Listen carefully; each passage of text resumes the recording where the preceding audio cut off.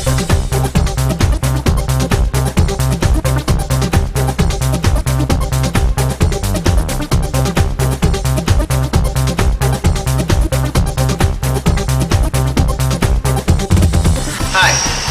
to Illusion Transfusion's Cram session.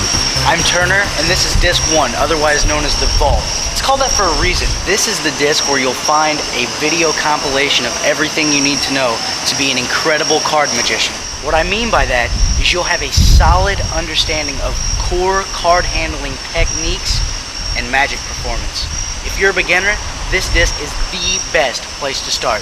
It's designed to be used as a reference tool, so each individual sleight or move has been given its own menu option for the most direct and immediate access possible. I think laying the video out this way guarantees the maximum learning potential on your part.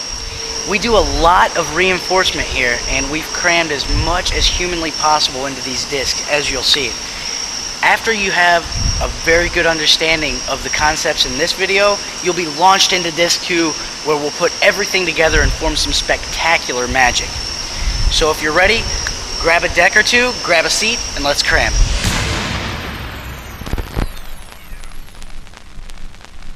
Let me just show you here a couple of the basic card handling techniques. Let's start with the mechanics grip. The mechanics grip is where you just have a deck of cards, and you're just gonna, I'm right-handed, so that means I hold the cards in my left hand. In other words, if you deal the cards and you pull them off with your right hand, you're right-handed with cards. If you hold them in your right hand, you're gonna want to flip around everything I say because you're left-handed. And if you have some problems with that, anybody out there, go ahead, just let me know, and I'll see if we can come up with something to remedy that. But the mechanics grip looks like this. Let's just lay out the hand flat. We're going to take the cards, put them in the palm here, and just close to where I've got three fingers. My pinky, my ring finger, and my middle finger are on the side. My pointer finger is in the front, not overlaying like this, but just right here in the front, and my thumb goes across. Okay, that's the mechanics grip right there. My thumb is across the deck.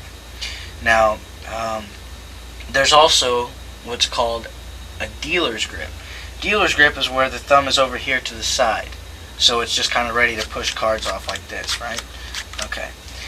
Now, these are the most common ways to hold cards, so you want to practice, you want to get just really comfortable. You don't want to be squeezing tight right here.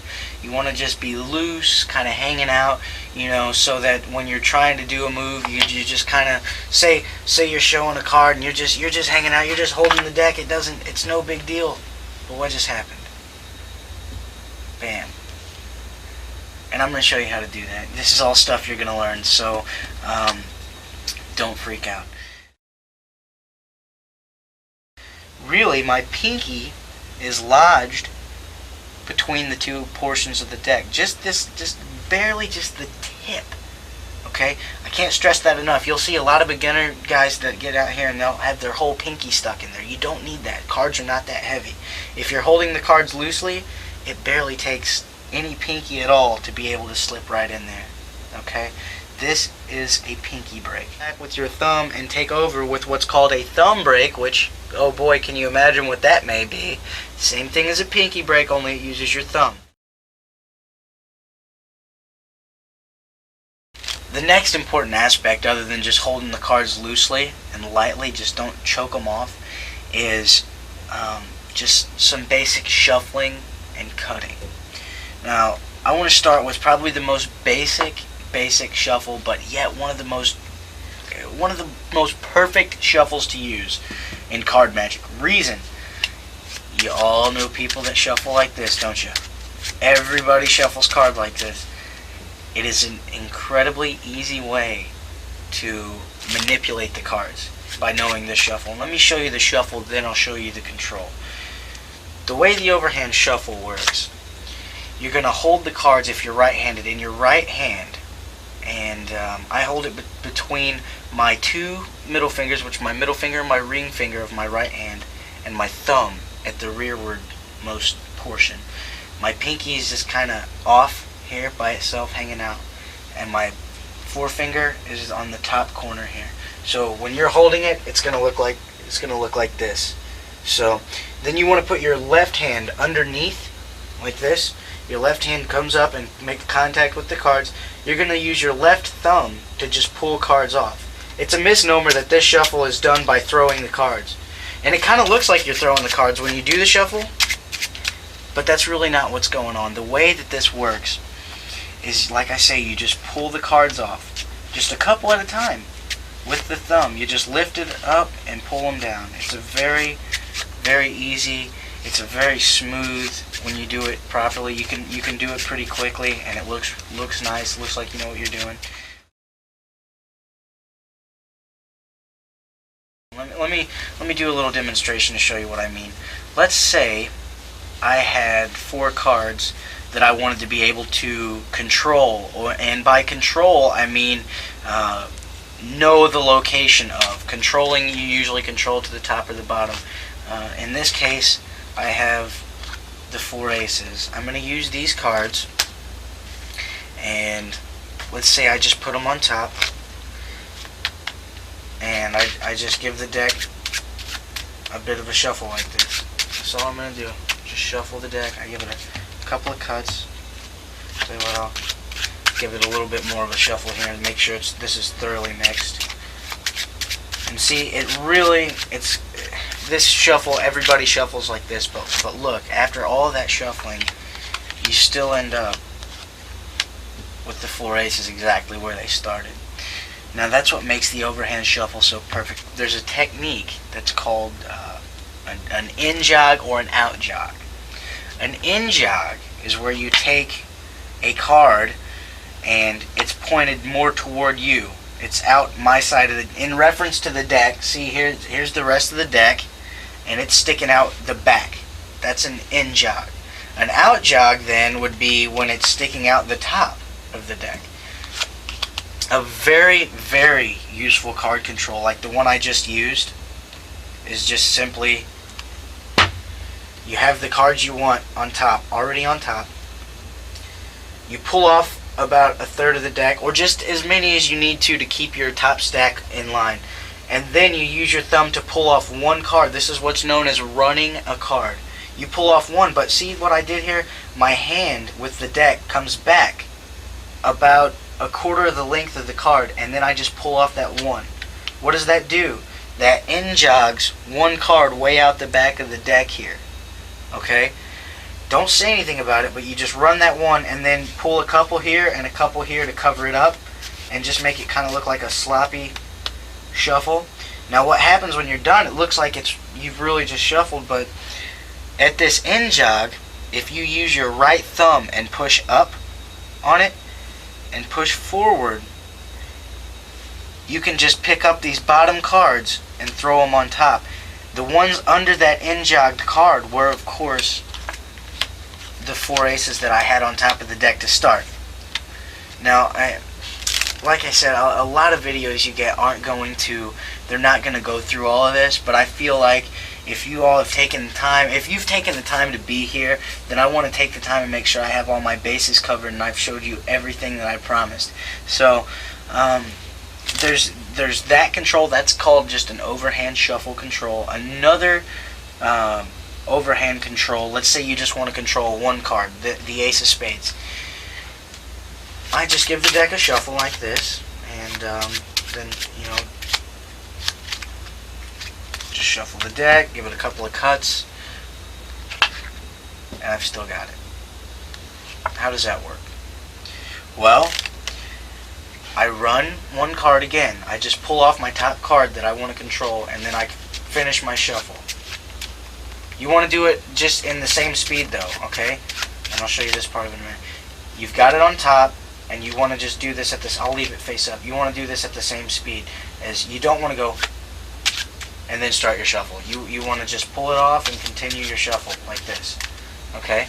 So now I've got it face up on the bottom, face up so that you can see it. Now, I just shuffle until I get down to about, I get down to just a few cards left, but you can go down, you can just shuffle until you have, you know, half the deck even, if you if you can't get any closer, like about a third of the pack or something left in your right hand, and then just start running cards one at a time like this until you get back to here. So here's what it looks like in regular motion. You do the shuffle.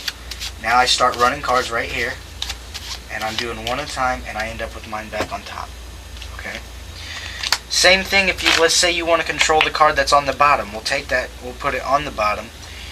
Now I'm going to give the deck a shuffle, and normally what I do is shuffle a bottom card to the top by the same method, and then shuffle it back to the bottom, and I get it that way. But another way is just pick up the top half of the deck with your right hand and shuffle like this. Really simple. And you're going to keep that card on the bottom. That was horrible.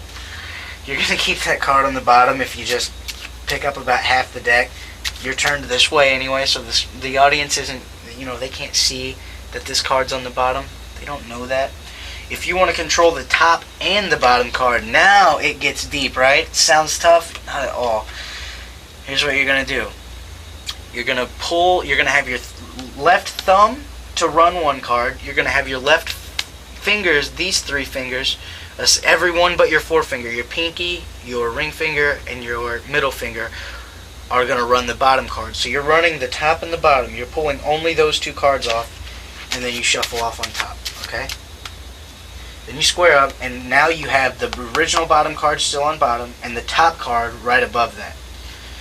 Now you just shuffle, and I forgot to mention this. What you're going to do to finish out the shuffle is you are going to do the same move again. You're going to run the two cards, which puts the bottom card back on the bottom, and the last card is now the top card. The last card on the face of the deck here is the original top card. Okay, so let me do that again. After you get to this position where you've done the move once, where you run the two cards and shuffle off. Now you're going to run two cards again, and then you're going to shuffle off, and then you're going to start running cards one at a time, just like in the other shuffle, just a few before the end, and that ends up having your top card under control and your bottom card under control. And that the overhand shuffle is just incredibly useful. This is an underground overhand shuffle.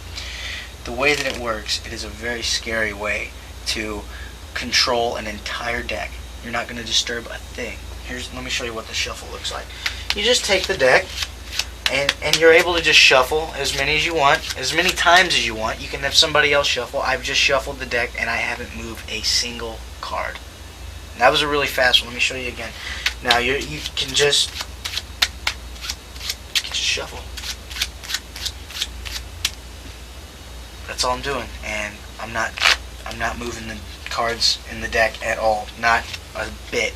Okay, you can actually, there's my bottom card, there's my top card still. Now,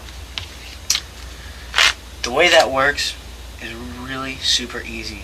You're just gonna cut off about half the deck with your left thumb, just like you're about to start a regular overhand shuffle. You're gonna run, say 1, 2, 3, square up. I do that to throw people off. 4. You've just ran those one at a time, so you have 4 cards on top of your original top card, then you have the bottom stack. The difference, you've got your right forefinger curled behind the deck. And the reason is, after you run those 4 cards, you're going to come down, your forefinger is going to be in between the two packs, you're going to pick up your original top half, and go 1, 2, 3, 4, putting all of those cards exactly back where they were, and throwing on top. Okay? It's just kind of like when you do that end jog that I showed you. You shuffle, end jog, and then you just cut and throw on top. It's just like doing that. You just shuffle a couple like this, you cut, throw on top. Easy. Okay? Now, this shuffle is incredible. It's so deceptive. It's really not even fair. So the underground overhand shuffle, there you have it. That's for if you really you're doing a really involved card stacked routine that you can't disturb the order of your cards. This is what to use, okay? So let me show you a Hindu shuffle and the way that I use that to do what's called a card force. First, let me show you the shuffle. A Hindu shuffle, you're just going to take your right hand, grab the pack so that it's long ways facing out, aligned with your arm there. You're going to grab the pack with your middle finger on the side, and you can do it, a lot of people do it with their middle finger and ring finger back here. I just use my middle finger. It's personal preference. How's it feel to you? Put your right index finger on top of the pack, okay, and you've got your thumb on the other side, and you're holding it extreme at the back as far as it can be held down, okay? You're going to take your left hand and just reach around almost like you're doing a mechanic's grip, but you're going to pull out the bottom with the right hand. And let me show you that again. You're just going to pull off with the left hand the top couple of cards. So when you do it, it's a very smooth. Some people say it's an amateur way to shuffle. I disagree. I think it's a really good looking way to shuffle, and a lot of people don't shuffle like this. So despite how natural it looks, it's just, I mean, I cannot imagine not using this. Let me show you the glimpse. Say you're just shuffling, you're Hindu shuffling, and you stop to square up like that. What have I just done? Remember, a Hindu shuffle, you're just pulling off the top cards. When I square up, I have a full view of the bottom card of the deck, right there. It's the Six of Hearts.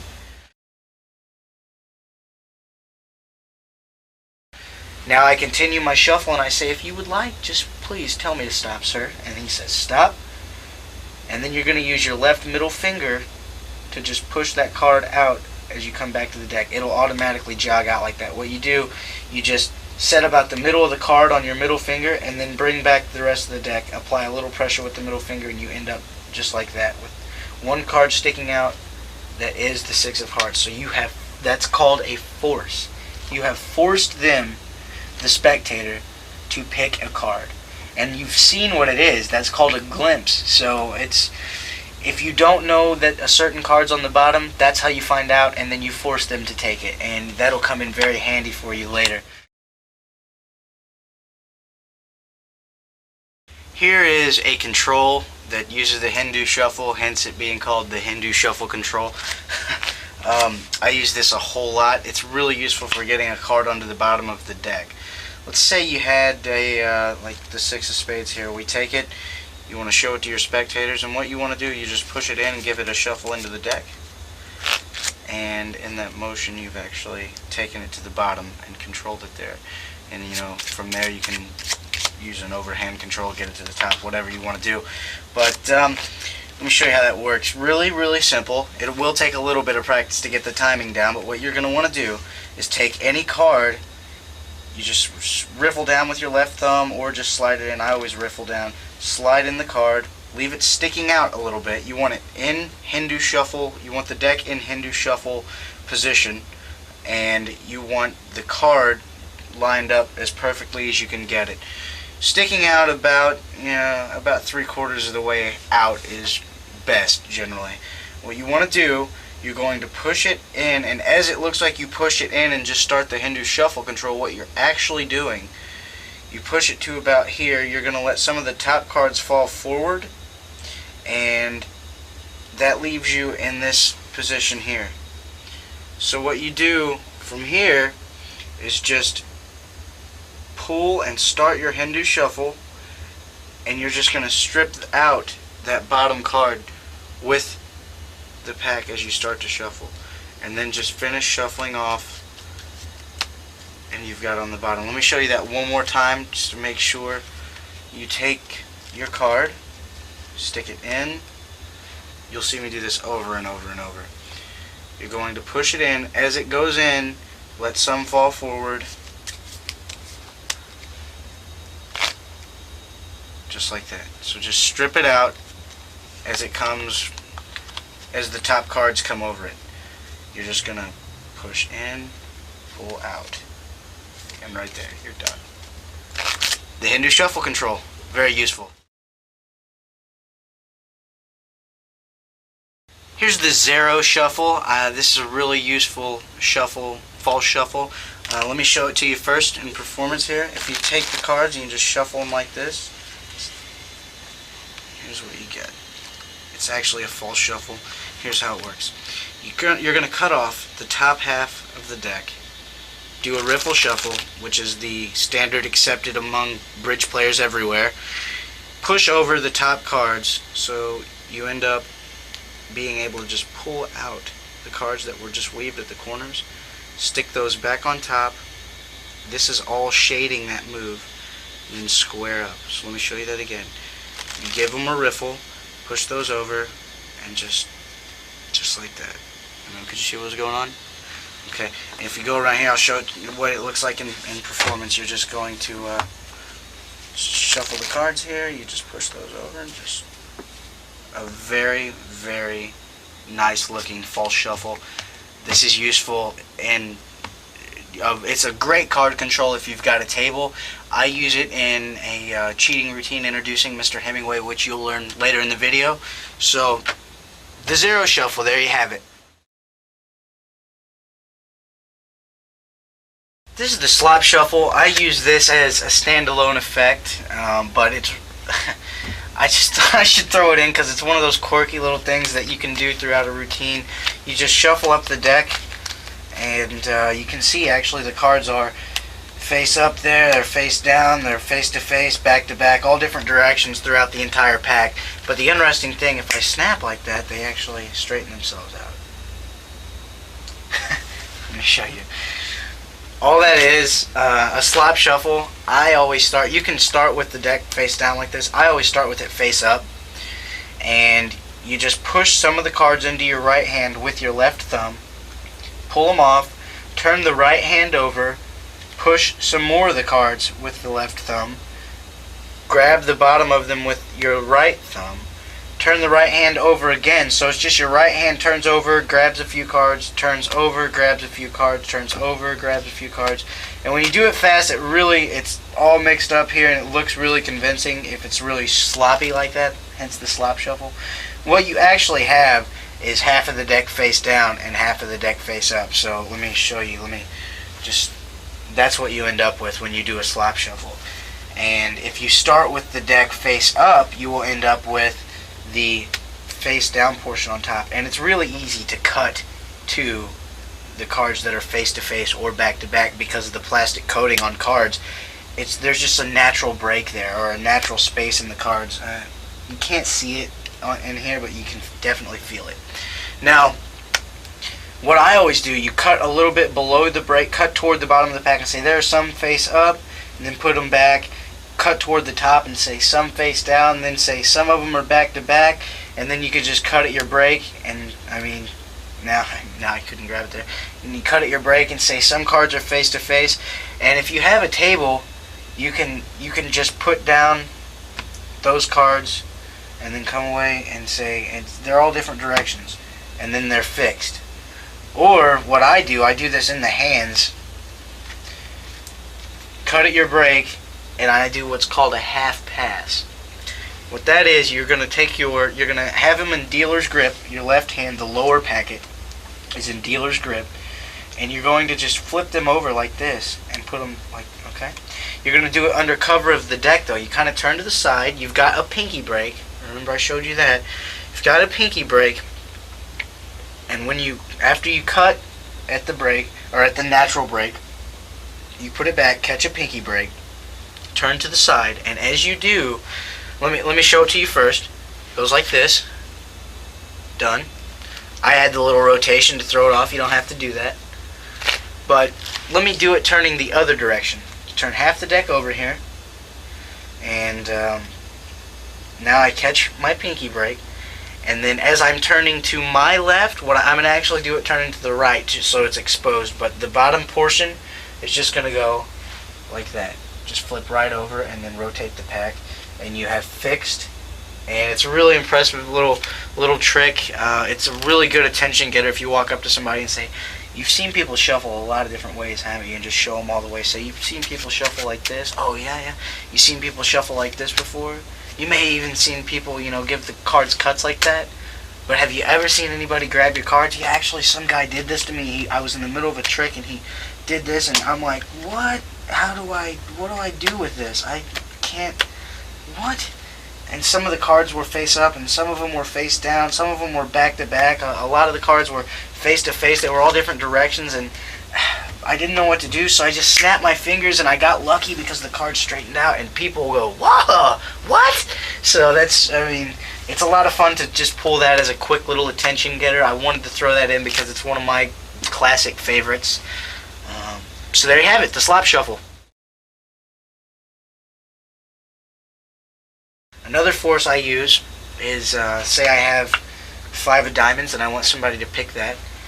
I'll just have them say stop, and when they stop me, would you like me to go forward or go back? Say they say go forward. Oh, okay, I'll go forward. And if they say go back, okay, I can go back. And no matter what they say, when they look at the card, it's the 5 of diamonds. Now, it's very easy. This is a Riffle Force or a Slip Force. What I'm doing is I'm just riffling with my left thumb. I'm holding this in dealer's grip. I'm pulling down with my left thumb the corner just to do this, riffle. I'm going to riffle some off. I'm going to grab with my right hand. I'm going to grab these cards with my right middle fingers and my thumb at the rearward portion. I'm going to apply pressure to just the top card, and basically I'm just going to run that card so that's on top. But when I'm turned this way, just say stop, sir, wherever you want. Oh, okay, right there. And it's smooth, and it just looks like you've just cut the deck, and there's nothing to be the wiser. I mean, no one's going to know that you're making them this is useful for saying, okay, I think you picked a certain card, doing like a mind reading effect. After they pick one and they put it back in the deck, you're able to tell them what it was. It's useful for just a variety of things, and you'll see what can be accomplished by forcing cards and things like that in this video. Say I've got the 8 of hearts on top, and if it's too hard for you to look at the top card, here's what you can do. Do that Hindu shuffle and glimpse like the 2 here, and just do a shuffle and then just put it back on the bottom. They're not going to look. You're just shuffling. Okay, you've done a legitimate shuffle, and it looks like you just cut. They're not paying attention. Now what you can do, just in case somebody did catch it and they're sitting there, they're not going to say anything, but if they're thinking, hey, you just put that back on the bottom, just do your overhand shuffle and run that card to the top. Now they're convinced that it's completely gone. Whatever you saw is gone. But actually, you've got that card now on the top. So now I've got the 2 of diamonds, and I can do that Riffle Force. Here.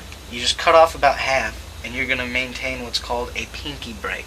Now what this is, from the front, nothing fishy, looks like I'm good to go. I'm in mechanics grip here.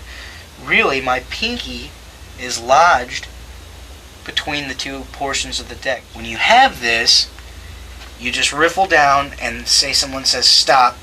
No matter where they say stop, you're going to come back with your thumb and take over with what's called a thumb break. No matter if they stop me here, which is actually above the chosen card, which is down here, but if they stop me up here, what do? I'm going to just take my thumb, I'm going to rotate the pack around like this, okay? So what it looks like, say stop, they say okay right there, okay? Because I've got the pinky break, and I ask them, I say just say stop, and then I rotate it around, picking up at that break, and there's their card. Or, since this time I looked at the top card of the deck, I still have my pinky break, and I say just go ahead and say stop here, and they stop me. I just kind of toss it up like that. I'm really throwing up at the break, and right there's my 2. So those are just a couple of ways to force a spectator to pick a card. Very useful. There are 2 different card switches, that is when it looks like one card but it's actually another. There's a switch, which means the cards are usually face down and the spectator doesn't know that you've switched the cards. And then there's a change, a color change. A color change doesn't mean that it changes from red to black or red to blue or whatever. It just means that visually one card turns into another. Let me give you an example. Let's say you were to take a pack and somebody has picked somebody picks out a card. It's the 4 of hearts, and you say, okay, watch. I'm just going to take your card here, and nothing in my hand here. I'm just going to rub, just like this. Just going to rub, and it's an interesting thing happens because if you it changes. Now that's a color change. Okay? A switch, on the other hand, would be, because now you've turned the 4 of hearts, their card, into the 4 of spades. A switch would be, though, if I take the 4 of spades and lay it on my hand and snap, it's back to the 4 of hearts. That's a switch, because you didn't know that I switched the card for another card, okay? Color change was visual. Here is a top change. It's called a change, it's actually a switch. And weird, huh? Okay. Say you have the 9 of hearts, and this is someone's card, this gentleman to your left. Oh, you know what your card? It's the 9 of hearts, and did you see his card, sir? Okay, great. Now, what we want to do is we want to do whatever you want at this point, because you've just switched the cards. Let me show you that again. Top change. A lot of magicians, a lot of them out there won't do this, because it's a very bold move. It's out in the open, but I tell you what, it is steadfast. If you're doing impressive magic, you have nothing to hide, nothing to be afraid of doing this switch. It's just what it sounds like. It's taking one card, putting it on the top of the deck, and switching it for the next card down. It's just that. Let me put one card face up so you can see what's going on. If I take the 9 and it's selected, I go, did you see his card? No. It's a little bit more obvious that way, isn't it? Because here's this face up, and I go, okay, now here's what we're going to do. Okay? You always want to try to do it with motion. You don't just want to sit here and just switch out the cards and not have any reason to do that. Let me show you the handling first, and then I'll show you some cover for it. Now, you are just going to have the card in your right hand. You're going to have the deck in dealer's grip. Push over while the left hand's moving toward the right hand, or vice versa.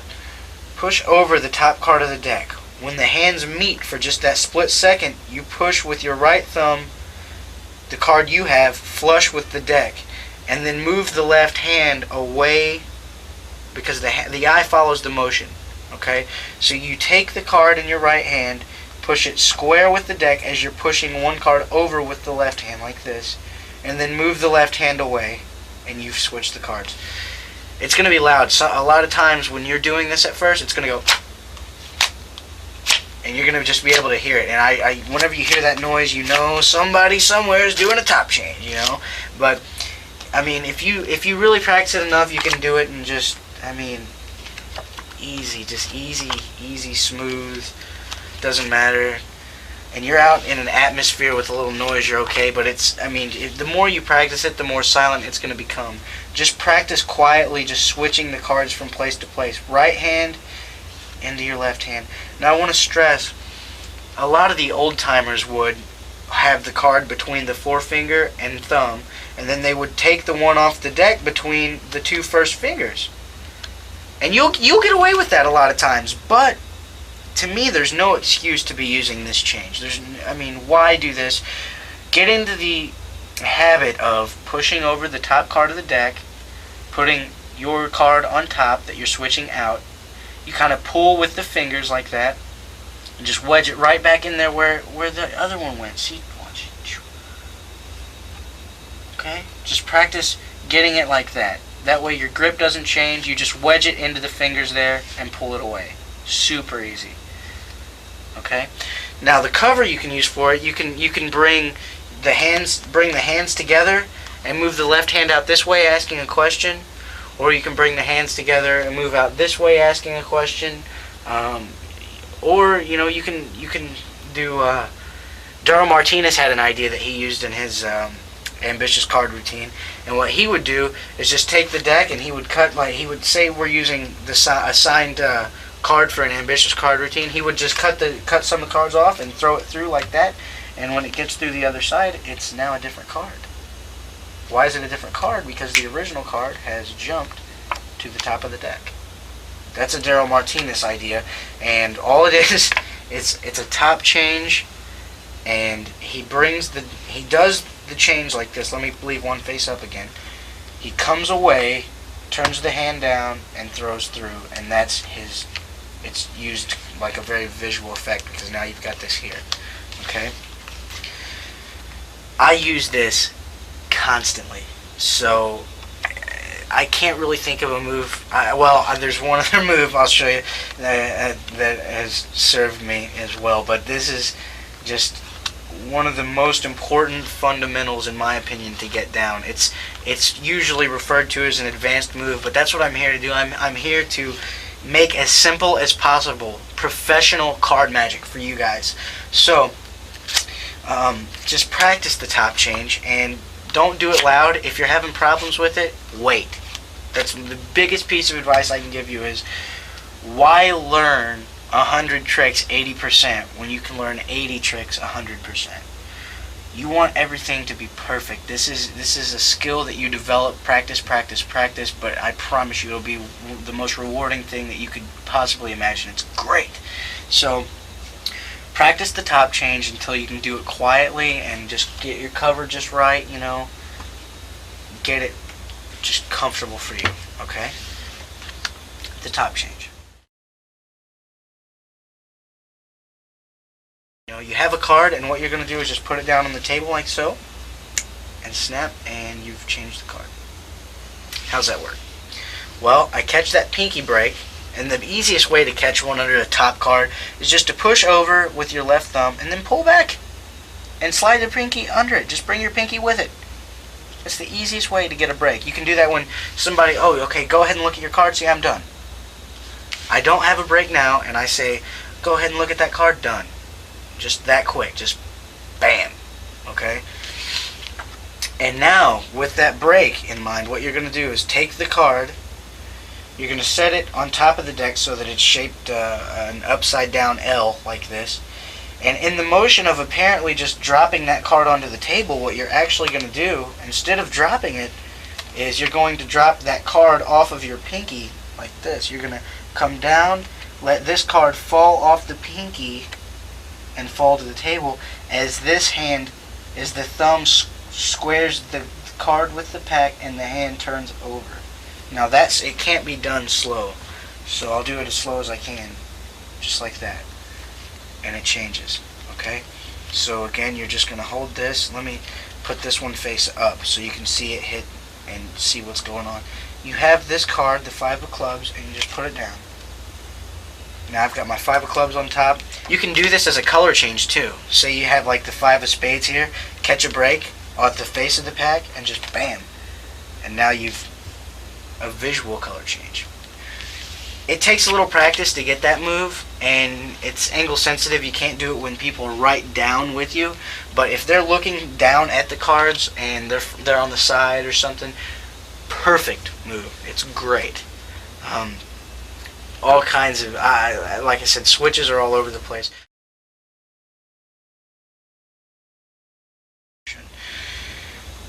You push up the top card, sliding only the top card forward, like this. And under cover of the hand, you're going to pull back the bottom card with this fleshy part of your hand. You're going to pull back this bottom card so that it's hanging off the deck back here. Okay? And then you'll feel a little click or a give whenever that card clears this card, and then you're going to slide it right on top until it's square with the deck. And when you get to this point, you're going to use the left forefinger to push that card square.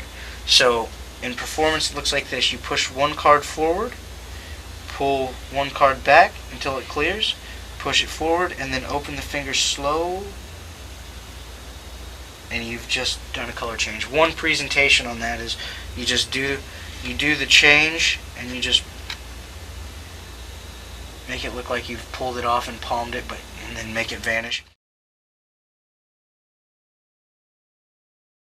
Another color change I explain later a little bit is a chameleon color change. That's where I'm going to have one card turned face up on top of the deck. I'm going to have a break under my top card just by push over and pulling back.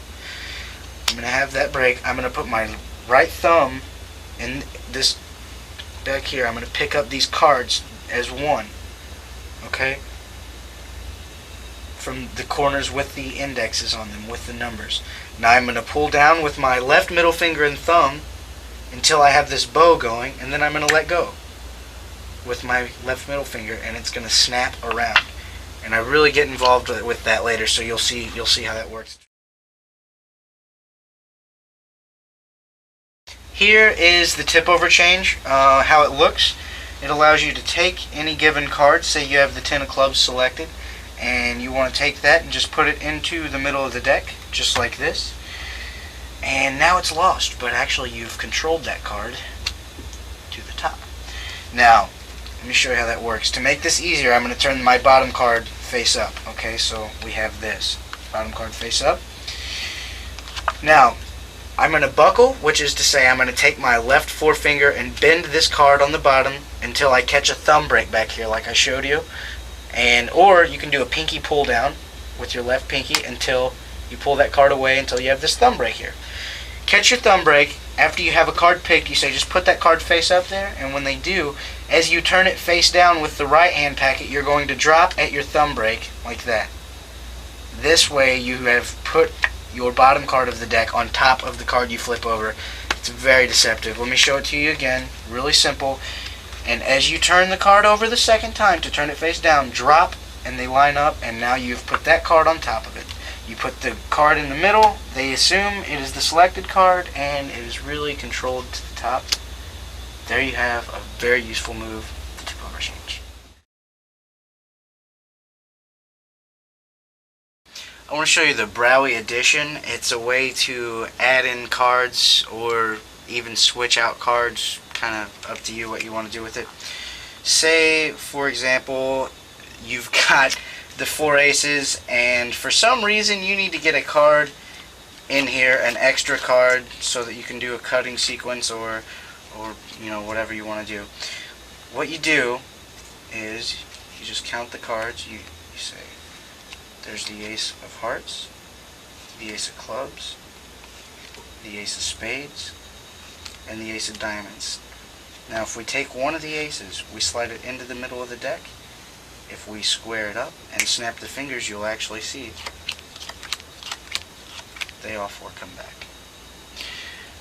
That's just really, that was adding in one card, really rudimentary. You can use that you can use this move to switch out any number of cards.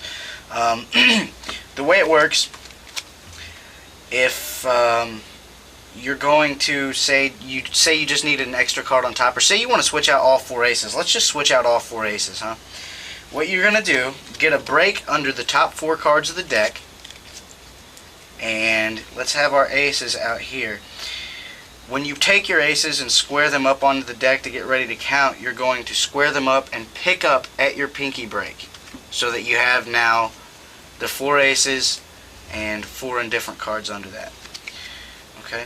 Now, you can do this a couple of ways. The easiest way is just ace of diamonds, and there's the ace of spades, there's the ace of clubs, there's the ace of hearts, and you immediately want to drop on the deck after that, and now you've got 4 indifferent cards, and of course then your 4 aces are right here. So that's the addition, the Braue Addition. It's really useful for, like I said, a lot of switch out.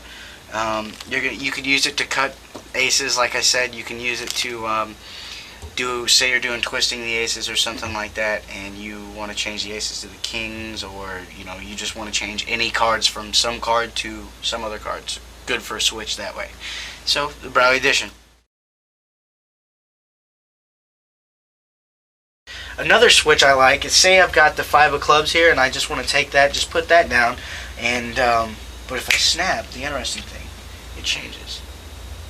Now how did that work? Let me show you the most versatile move, in my opinion, in card magic. The double lift.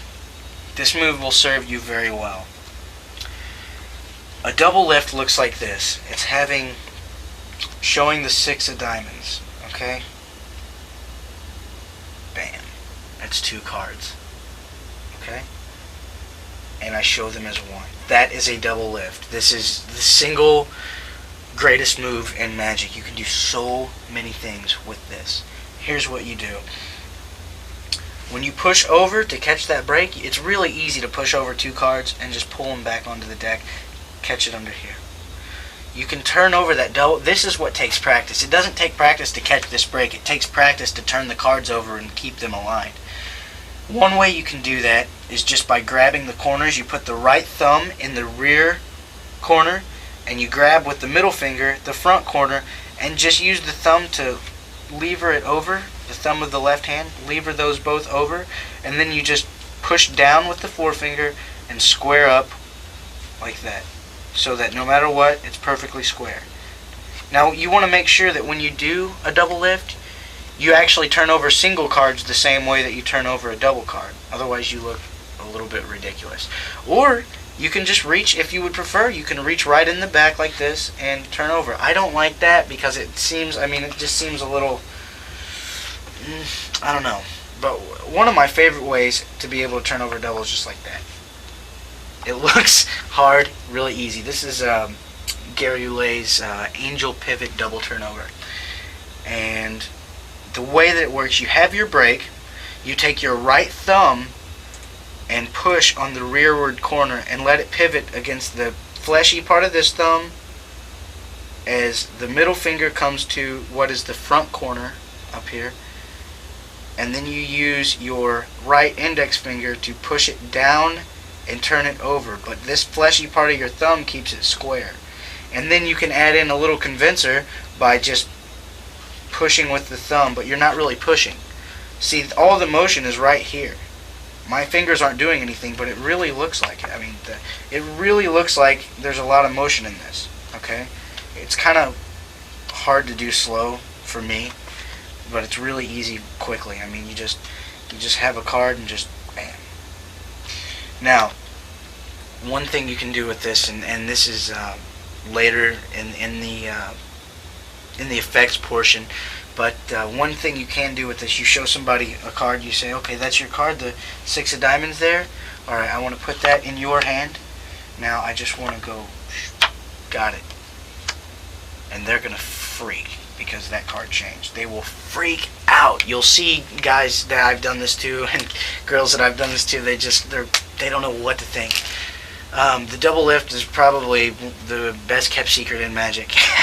So just turn over 2 cards, practice that. It is going to take some time to get down, but you'll see it's completely worth it. It is completely worth it. You can do so many tricks after you can do this move. Another thing that we're going to use in this video is a triple lift. Now make no mistake about it, all that is 3 cards instead of 2.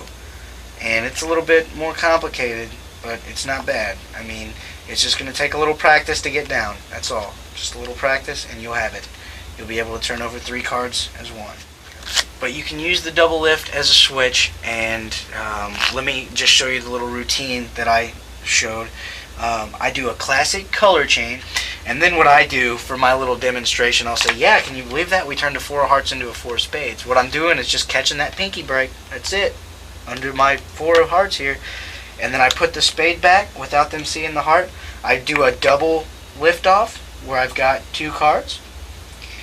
And then I'm going to do a switch, and I don't even know what switch this is, it's just something I started doing. I'm going to take my left thumb and I'm going to say, but if we take the spade and put it on the back of the hand, what I've actually done is switched it already for the heart. What I'm doing is pushing down with my left thumb and just pulling out the heart as the hand turns over. Just rotating it out and say, if we put that on the back of the hand and snap, it turns back. So you can do a quick little demo with it. Say somebody picks out a card and they're going, okay, now my card is the King of Spades, and you control it to second from the bottom using the Overhand Shuffle, and you go, watch this, there's your card. And no, I'm sorry about that. That actually is your card. It's really strange that you would see it in that form, though. Most people actually, when they see that card, it looks like this. So I could see how it would have maybe confused you. Have you seen this one before? Oh, you have. The interesting thing, if I take it and I lay it back here, that card, it'll change back. And that's just kind of a little demonstration I do. It uses a couple changes and switches. Just mix it up, have fun. Let me show you one more glimpse here. Which, remember, a glimpse is a way of identifying a card, like on the top or the bottom of the deck, just knowing a card. Now, if I'm in the course of doing a trick and I just do this, I've just done a glimpse. This is a glimpse for me. I just started doing this one day. I don't know if somebody out there knows of somebody who's done this first, let me know. I'm sure it's been done, but I never saw it anywhere. What I'm doing is when I turn the pack in my hands, As a matter of fact, let me just come out here. If I turn the pack in my hands, you can see I've got a perfect view of the index corner. I'm just picking up with my right hand and just rotating. Super easy. I've got a perfect view. Could you see that? And the way, you know, from the front though, look, watch this. Bam, got it. Doesn't look like anything. I've just rotated the deck. What is that? Nothing. So that's a great way to identify a card so that you can put it on the top or the bottom or do whatever routine that you're going to do with it. I want to show you now a couple of false cuts. You can do real cuts, of course. These are real cuts and they're very nice to do. But let's say you want to maintain the order of the cards. You've just done your super secret overhand shuffle. After an underground overhand shuffle, now you want to be able to cut the deck and still maintain the order of the cards. You want to give it a couple of cuts, doesn't matter. Well, let me tell you, you're more than willing to do that because you're still not going to mess with the cards. Those were false cuts, and those are my favorite false cuts. The first one, let's say you have a table, you just swing cut, which you're going to hold the deck between your right thumb at the back corner, the back right corner from your perspective, like from where I am as a magician. Then you're going to pinch down with your right middle finger and forefinger. You're just going to use your forefinger to lever up. What you're doing is just this motion. You're just practice moving your forefinger to the side. That's all you're doing. Just move your forefinger to the side. Okay? And when you just move it to the side like this, you're going to grab the top pack deep in your thumb, in what's called the crotch of your thumb. You're going to just cut over, go deep into that thumb crotch, pinch, and pull off into the left hand. Now, you're going to grab it and you're going to have it in dealer's grip like this. You're going to do the swing cut again with the right hand. You're going to put it in the same position, but as it falls, you're going to catch a pinky break between the two packets. Then you take this pack and just kind of square up and drop it. This is the original bottom half. This is the original middle half that I pull off at that. Remember, you have that pinky break, and you're just going to pull it off at the break, drop, and do the same thing. Okay? Now, you just, in fast motion, you can do it slow like that. I mean, or you can fly through it. It doesn't matter at all, but it really looks like just an incredibly fair cut. Let me show you that one more time. You swing cut into the crotch, then you swing cut again, catching the pinky break, drop your right hand packet, pick up at the break with your right hand, drop, and drop the final packet. Now that's a false cut if you have a table. Another one to use if you have a table. Put the deck in front of you like this, long sides, one long side on facing you, one facing your audience. You pull out the bottom third or so, and you bring it up on top, and you grab it, holding it above the rest of the pack with your left hand. Now, with my right middle finger and thumb, I am going to pull off the next third of the pack that's on top of the bottom half, like this. Very hard to say, easy to see. Pull that off, and then with the left middle finger and thumb, I'm going to grab the bottom packet. Now, when I pull my hands apart, I'm going to drop this top portion onto the table. Then I'm going to put the left hand back and the right hand back. And when you do it in fast motion, it really looks like a false cut. It really looks like a legitimate cut, rather. But it's completely phony. And it looks really nice. Another one, let's say you don't have a table. And this one's kind of a cool way to show off. It's a lot of fun. You're going to hold it in swing cut position. You're going to swing some over. You're going to use your left forefinger. Let me come out. You're going to use your left forefinger to, after you swing cut, spin the top out on your forefingers. See, it's just rotating against my forefingers. Let it fall into the left hand. Put your forefinger up here to stop it. Now, you're going to swing cut what's left in your right hand. Come back, put the pack you just dropped onto your thumb at the bottom and your ring finger at the top. You're going to use your forefinger to pull out the middle packet, rotate it on the thumb. Then you're going to lift up the pointer finger of the right hand, use the left thumb to reach on this corner and rotate that out and let that fall. Then you're just going to throw this on top. Sounds complicated? It's not. It's really easy. And you can do it slow like this, or you can just really speed it up, crank through it, and it's just a beautiful cut. It's always nice to have these kind of things. This is a completely false cut that you can do if you've got your deck stacked and you don't have a table. Another one you can do is just really inconspicuous. Let's say I'm just sitting here talking to you. I'm just hanging out and we're not really talking about anything. I'm just going to give the deck a couple of cuts. I'm not pointing it out, but I'm just talking to you. That's just all I'm doing is swing cutting the top half of the deck, putting it here. I'm coming over and grabbing with my right little finger and thumb the bottom pack as I grab with my left hand the top pack, and I'm just changing their positions right back. So cut over and change back. Now if I do it slow and if I said, hey, I'm going to give the deck a cut, if I did that, it wouldn't be as impressive. But if you're just sitting here talking, you're not saying anything. I do this all the time. You'll see me do all of these throughout this video in performances. You will see these over and over and over. But this is a very effective way to accomplish a cut without having to directly point out that you're going to try to cut the deck. Here is an undercut, or to make it even more convincing, a double undercut. It sounds really, really heavy, but it's not. I use this a lot too. Here we go.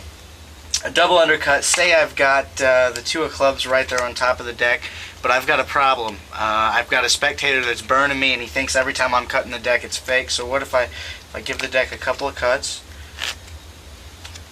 and it's no longer on the top? No, that is not a double. And it is down here with my other two buddies. Now, here is the double undercut. That was in order to get it to the bottom. Let me show you how to get it to the top. To get it to the top, it's going to look like this. A lot of times you'll see me do this method, but you'll see me, instead of doing it in the hands like this, I'll actually just do this. So instead of in the hands, it just looks like that. Now, the way that works, what you do, say you've got the 3 here, you're going to, if you're getting a top card to the bottom, you're going to pull up the top card and get a pinky break. Take that over with your thumb of your right hand as you just pull off the bottom half or third of the pack with your left fingers. Okay, so you're down here in a regular position with the cards. You pull them off. Set these on top. The cards you pull off with your left hand go on top, maintaining that thumb break with your right hand. Now, what you can do from there is just a double undercut is different from an undercut in that it has 2 cuts to it. You pull off about half of the remaining bottom packet, that is the packet that's under the break, about half, put those on top, and then the other half and put those on top. And then you've got that card on the bottom. Same thing to get it to the top. You just buckle, or do a pinky pull down, whatever you want to do there. Cut over, and you keep your thumb break. Let me start that over. You have a thumb break when you do your pull down, and you cut some of the cards to here. And in order to use the table like I do a lot, then you can either just pick up at the break and drop and then put these and you've got it, or if you want to add the extra little convincer and make it a double, then you just take this over with a pinky break, put those there. So again, you end up in this position, and what you do, you cut off about half of your top pack above your pinky break, cut off the rest at the break, and you've got that card right there. So those are a couple double undercuts. Let me show you the in the hands method one more time. In the hands, it looks like this. You've got a card on the top, you need it to go to the bottom. You cut some over, and you're just going to push this. I always do it this way. You just cut off some of the top, put it right there, cut at your break. There it is. And to go in reverse, you're going to get your break, cut some over, take this over with a pinky, here, here, and there. There you go. Undercuts.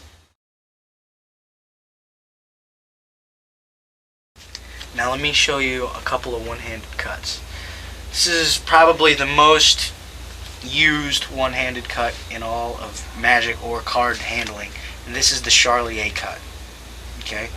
The thing I like about it is, even if you have small hands like I do, you can do this cut. The way you do it, you're just going to have the index and the pinky on the middle of the short ends of the pack. You're going to have your thumb on one long end and your two middle fingers on the other, your middle finger and your ring finger on the other long end of the pack. You are going to break off with your index finger about half of the pack. Just pull it down, use your pinky finger to guide it. Then you're going to let go with your index finger and let that drop all the way into the palm of your hand. You take your index finger and push those cards up until they clear. Meanwhile, your pinky finger is over here still on the middle of the pack, stabilizing, making sure that this pack doesn't fall out of your hands. And when they clear, your index finger is in the proper position to be able to lower that slowly until you pinch with your thumb to close. And I use that in a card revelation later as to find a spectator's card. Like, say I wanted to find the Ace of Spades, I would cut down like this, and if I cut just right, what I can actually do is find the Ace of Spades. And I'll show you all of that. So that's the Charlier cut, and it does take some practice to get down, but you will get it, I promise you. Another one-handed cut that I like to use is the stretch cut. You're going to hold it same position, but what you're going to do is reach your thumb way over to this bottom corner. So here's your thumb, it comes down to the bottom corner, the side contacts the top half of the deck, and you're just going to twist those away until they clear and bring them back onto the bottom. Just like that. Super easy. Flourishes are just ways with cards to show off. That's all it is. It's just to make you look cool. I mean, say you're just sitting there doing some card stuff and you want to have somebody pick a card, so you fan the deck and say, go ahead and pick one of those, and they're picking one of those. You say, or if you want, you could have one of these. You know, it's just kind of whatever you want to do. Or, you know, just grab a card out of there, please, would you? Okay. All right, and just showing off. Just, that's all it is. And you've probably seen 1,000 times somebody just spring the cards like that, just from hand to hand. I do that pretty often, just goofing around, and it's a lot of fun. So these are just ways and techniques to show off and have a little bit of fun to get you a little more familiar with cards. So here we go. If you have a table, let me show you a ribbon spread. What you're going to do, you're going to taper the cards, hold them in your right hand with your two middle fingers, your ring finger and your middle finger on the top, your index on the side, and your thumb in the back like this. You're just going to bevel the cards so that they're slanted along your index finger at about that angle there. Okay? You're going to lay them down, you're going to apply a little pressure, and just spread like this. Now, from that position, if you want to ribbon spread, you can pick up the bottom card here and take it and put it on top. And you can do this little thing if you want to. And then gather the cards back up. And that's very easy. It's easier if it's in a straight line, actually, because now, just like that. Easy, easy. The way that works, you just do your ribbon spread, then take the card that's on the bottom, and that little peak there will hold itself up. See, it looks like the card's actually doing something. This peak holds itself up once you have it formed, so it's a trick. take the card and just move it. Just move it to the side and it will automatically move the cards as they fall. Just scoop like that and ribbon spread. Now, a one-hand fan. If you take the cards, hold them in either hand, either your right or your left, you have your pinky and you hold them just like you're going to ribbon spread, but then you take your pinky, put it on one side, your index, put it on the other. Now you're going to, let me come out, you're going to reach down to this bottom corner, apply pressure with your thumb, and the way that that works, what you're going to do is take this bottom corner, and as you're doing that, you're going to pull down with these fingers. So it's just kind of pulling the thumb apart, spreading, and it'll take a little practice, but I mean, it's really simple after you get it down. And same thing if you're going to do that with your left hand, except obviously, guess what? You do have to use your left hand to do it with your left hand. So other than that, it's exactly the same, except like I said, with the left hand. Now, to fan, you can do like a thumb fan. This is the first fan I ever learned, was a thumb fan. Okay? And the way to do that is just hold the cards where your middle finger is almost perfectly aligned with the bottom of the deck. You're holding it with your thumb, your index, and your middle finger. Your middle finger is slightly hanging off the bottom of the deck, though, very slightly.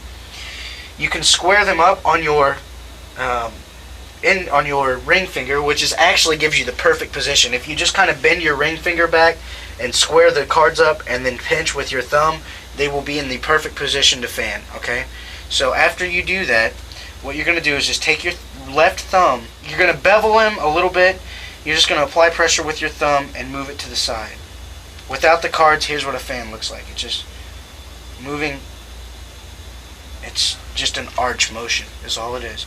Same way if you want to do it with your finger. Same position the cards are in, but you use your finger instead of your thumb. It's a little bit harder, a little more difficult, but it looks very nice. Fans are always a good way to have cards selected.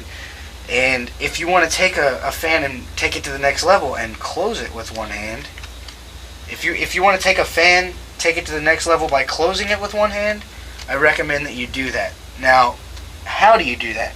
Well, you start with fanning the cards. It's a very gentle motion, like I said, but after you have a fan, this is the position you end up with on bottom. You are going to take your middle finger and bring it down to about here and apply a lot of pressure with your thumb and middle finger. Then you're going to move your index finger to here, your ring finger to this corner, and then you're going to spider your fingers across the cards. Okay? The more firmly you hold it, the easier the cards are going to close. And don't do this, I mean, a lot of people sling the arm, and I can't even do it that way anymore, but I used to have that habit. A lot of people sling the arm to get that momentum, and that's just not, it looks better if it's just still and the fan just seems to close. What you do, you just spider those fingers across. Let me do it upside down for you. You just spider the fingers across, okay? And from the top, it looks really nice. That's a couple of fans just to show off. Now let's spring the cards, which is basically when you shoot the cards like that, like everybody's familiar with. The way that springing the cards works is you're just going to hold them with your all three fingers except for your pinky at the top, and your thumb is in the center of the back. You're going to pinch until the cards bow like this, and then you're just going to, it's almost like petting a cat. It's that same motion as like this. It's just, okay, I can't explain it any differently than that. You just move your fingers back, and as you move them back, these cards are going to shoot like that. And then it's all a matter of just practice to aim, and you can shoot them as far as you want. As far as throwing cards, let me show you how to throw cards. Just really briefly, you're going to take a card, hold it just like this with your middle finger almost at the bottom of one of the corners here. Your index finger is going to be on the opposite corner. So here's the grip you have. You have the card held just like this. You're going to snap the wrist as you let go with the thumb and middle finger, and you're going to pull back with the index finger, like just like this. So you're almost going to twirl the card like that. And what ends up happening is you can throw it just like that. Throwing a card.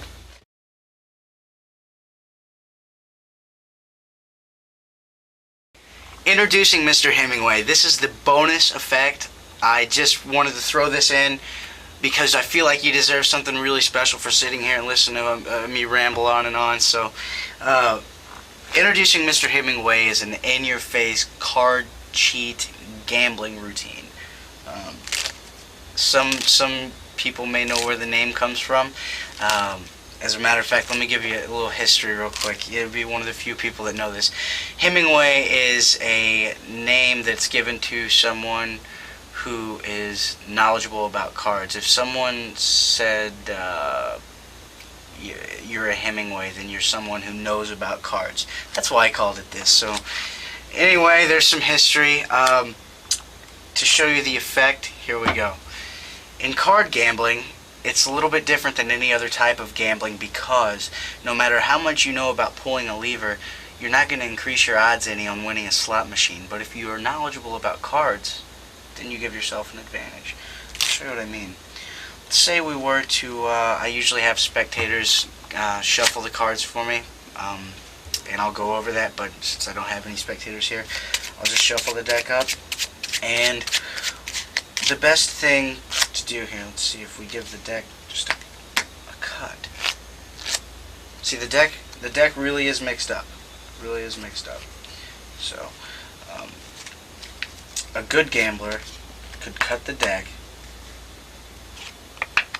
and cut to an ace after a complete shuffle. Now, let's show you again. Let's see if we just give the deck a shuffle here. A cut. And there's an ace. Okay, let's just let's do these. A shuffle. See if we can cut to one. There's ace number 3, and ace number 4 is usually pretty tough. Let's see if we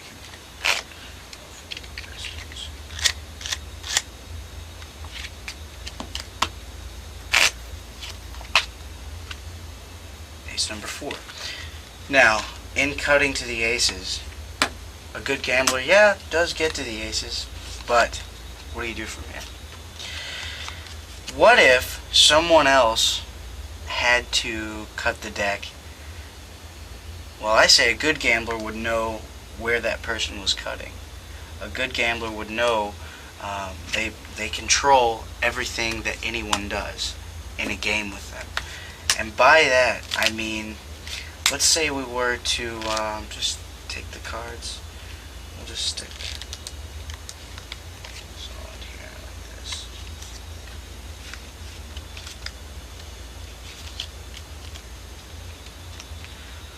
The ace is in the deck there. And we just want to give those a shuffle in. A couple of cups.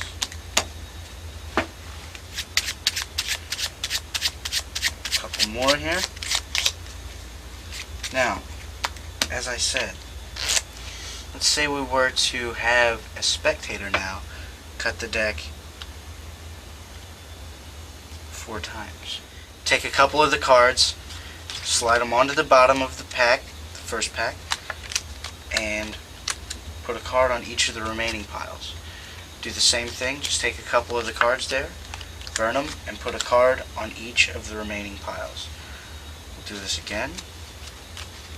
Just put a card on each pile. Finally, we're done.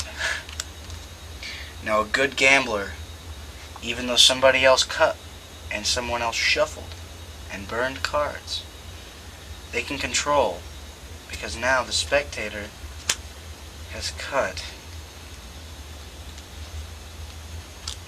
to the 4 aces. Really? Let me show you that again. Let's say we were to take the cards,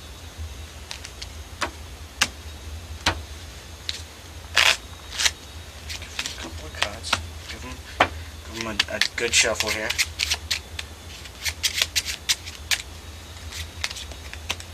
Alright. And you just have your spectator cut off right here. Cut a couple other cards. Now there's no way, but believe this or not, your spectators obviously cut to a card here. They've cut to one here. They've cut to one here. And they've cut to one over here. Believe this or not, the first card they cut to is an ace. The second card, an ace. The third card, an ace. And the fourth card, an ace. Just by cutting the deck in a couple of places. Now, let's take this a step further. What if we were to be able to get into someone's head and say, what if I knew a card that they were going to let me just show you this way. Let's say we'll use the aces for this, and let's see here. Make sure nothing's sticky on them. You can have these checked out, whatever you want to do. We've got the ace of hearts right here. We've got the ace of clubs here. We've got everybody's favorite coming up, the ace of spades. I don't really know why that is. And the ace of diamonds. Now, if you were to take these cards and just cut them down into the deck, as a matter of fact, we'll just have those shuffled in there. Give it a couple more cuts. Now, in that, a good gambler is able to read someone's expression and say I had you name a card. You named one of the aces. I put that card in the location that I would only be able to put it there had I known what you were going to name. Now, have your spectator name a card, and let's say they name the ace of diamonds. Just ACEOFDIAMONDS, the ace of diamonds. Now, this effect can be presented all sorts of different ways in any one of these orders. I usually, when I'm doing it for someone, it's a lot better, and I'll tell you why. The preparation that goes into this effect is really very small, but whenever you're doing it for someone, there's a lot of shuffling that your audience is going to do that you're not going to do. I wasn't able to show you that here, so that's what I get for throwing it in at the last minute. But the setup for this effect is just have your 4 aces on top of the deck. Or, as I just did, if you don't want your spectator to shuffle, you feel like you don't have enough control, start with them on bottom and shuffle them to the top. But what you're going to want to do, what I normally do when I present this, it's a lot easier when you have an audience, is just palm off the top cards. Just put them in your hand just like this. You're going to, and say, could you do me a favor and shuffle those, and hand the deck out, put your hands on your hips. And put both your hands on your hips like you're just standing back waiting, or that's what I do, or you can just put your hands down in front of you, but I think that looks a little bit, I think when your hands are down in front of you like this, it's a little bit, I just don't like it as much. So I always put my hands on my hips and they shuffle them and everybody's watching them rather than you. Then just take the cards back and just sit your 4 aces right on top. Riffle the deck or something so that you take that burning away. Then it's just false shuffle, false cut. You can do an overhand shuffle control. I do that. I usually throw in the underground overhand in here somewhere.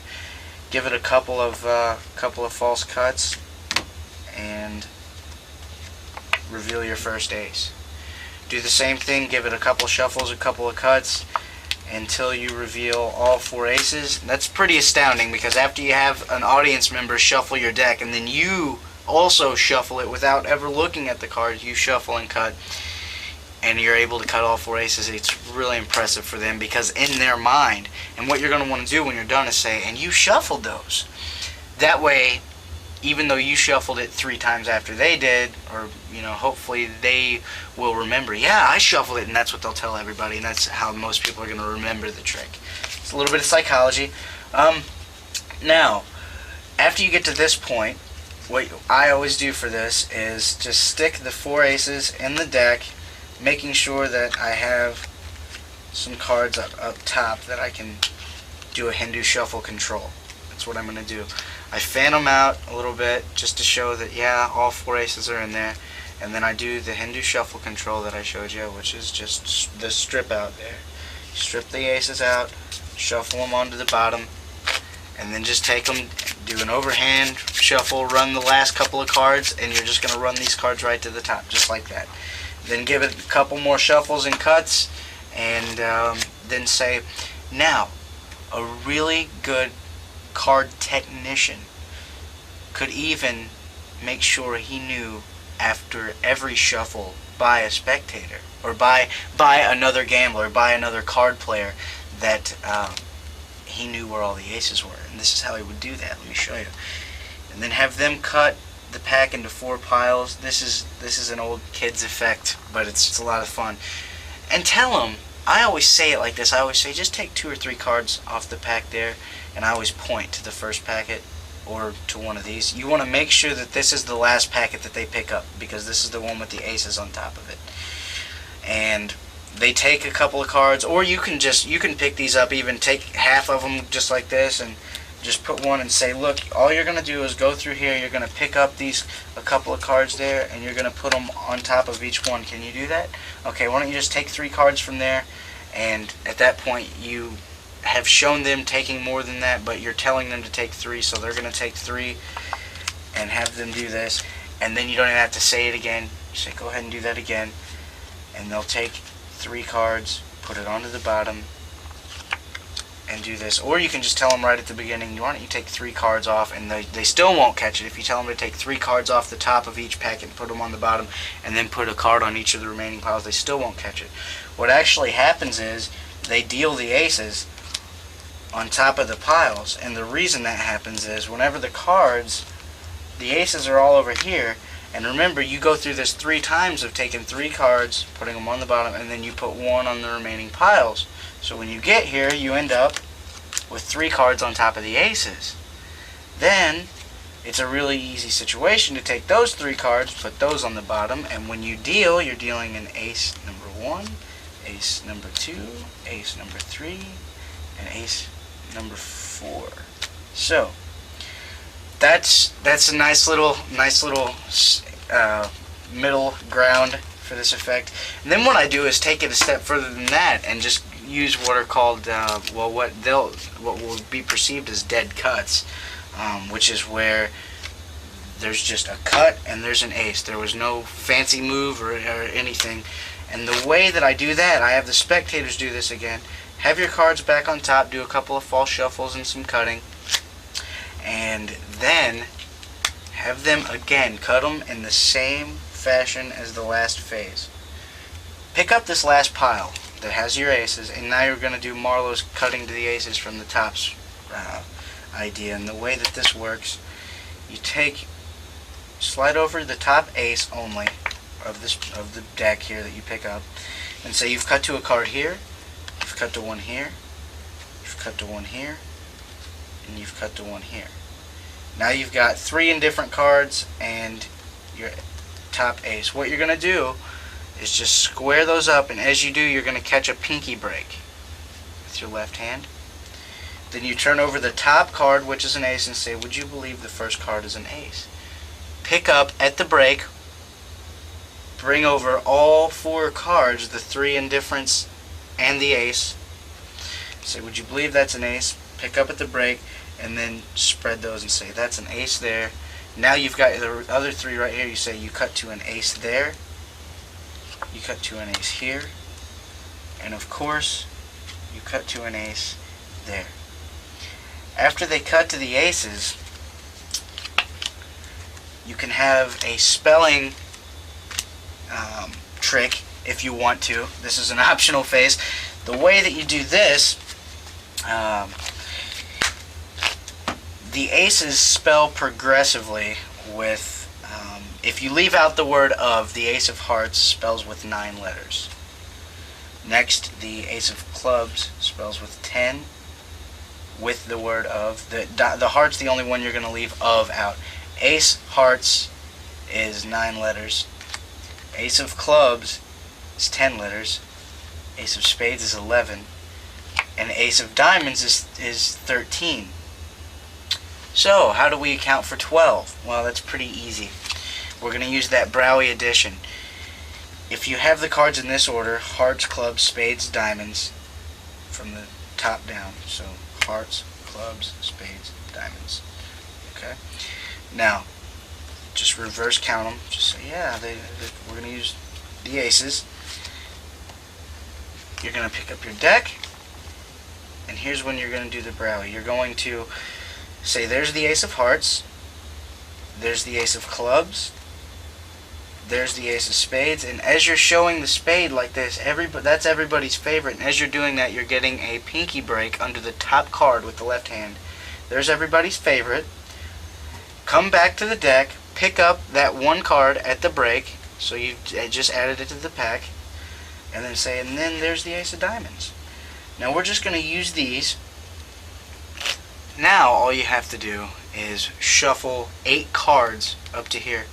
Easiest way to do that, overhand shuffle. Just run 8 cards from the bottom. Just 1, 2, 3, 4, 5, 6, 7, 8. Throw those there. Now you can do whatever false shuffles you want. You can do a Zarrow, which let me show you that again. Zarrow Shuffle is where you cut off the top half of the deck. You do like a riffle, leaving some cards on top. You push all of those over to shade the action here, and what you're actually doing is undoing the shuffle. Let me show you that from this side. You take the top half of the deck, do your riffle. This shades it right here, and what you're going to do under cover of those is just pull those out, go to the top, and then square up. So you're putting the top half right back where it started, just like that. From the front, very, very deceptive shuffle. Great shuffle to use for this.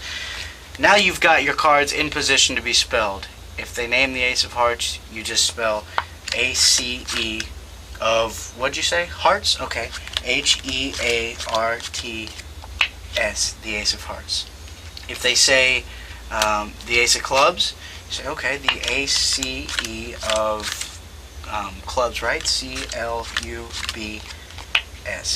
the ace of clubs. If they say spades, you're still good to go. A-C-E-O-F-S-P-A-D-E-S, the ace of spades. And obviously I picked in the effect that I did for the camera here, the ace of diamonds, because it's the last ace. It's A-C-E-O-F-D-I-A-M-O-N-D-S.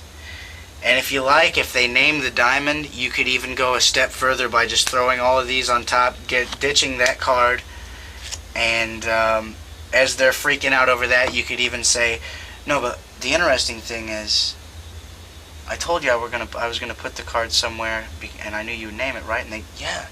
So if they name the diamonds, ditch your top card and say, well, I really did, I meant it.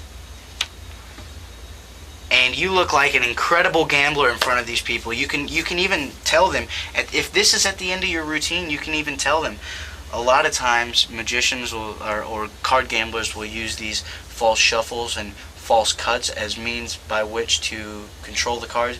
And if you don't want to say that, if you want to just look like you're really, really good and you know what you're doing, just go into an explanation of how you have complete control of the cards and you spent years and years and years, 5-6 hours a day in a room by yourself going over these shuffles, so that you could do, if you're doing the Zarrow, say, what I actually taught myself to do was, say you have your aces on top, what I actually taught myself to do was to be able to give the deck a shuffle and see every card so that I know where an ace is and I can shuffle it to the top. You can do that, or you can do the same thing and say you can actually see them, and it's better to do it this way. So I can actually see where it is so that I'm able to just cut right to an ace. You can do that, you know, just emphasize this is your moment to really look like a phenomenal card expert.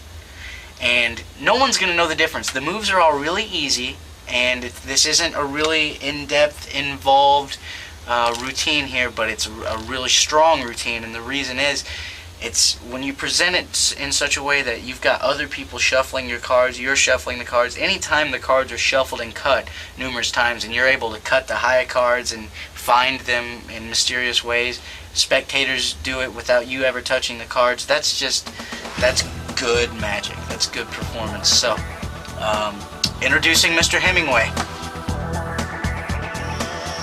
If you've made it this far, it's time to show you what street magic is all about. So strap in, kids, and throw in disc 2.